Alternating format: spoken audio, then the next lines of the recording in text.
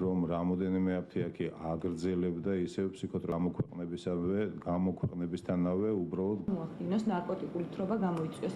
რაც შეეხება ამ ორ ესეთი გარკვეულწილად მსუბუქი ფსიქოტროპული წამლები მაინც ხდება იშვიათად, მაგრამ იყენებენ ხოლმე ამ მედიკამენტი შედის მეორე ჯგუფში, რომლებიც ანტიბიოტიკს იძენს თვისებებს, ხდება მდგრად ბავშვთა ჯანმრთელობა და მის ერთ-ერთი ნაწილი სიკვდილი ალტერნატიული სისტემა და ძალიან სამწუხაროდ აღმოჩნდა, რომ ის რეალური სტატისტიკა აფთიაქებში ახსენეთ ალერგია და გულის შეტევა.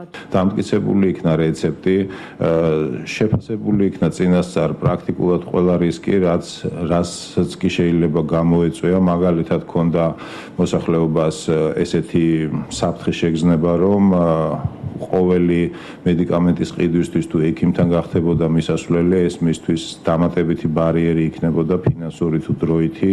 ამისთვის იქნა შემოღებული ხანგრძლივი მრავალჯერადი მოქმედების რეცეპტი, რომელიც 1 წლის განმავლობაში მოქმედებს. ნებისმიერ აფთიაქში იქნება, ასე ვთქვათ, გადაუდებელი დახმარების ნაკრები, რომლის შეძენაც დაუყოვნებლივ შეეძლებათ მოქალაქეებს. თუ სწორად მახსოვს 15 დასახელების მედიკამენტი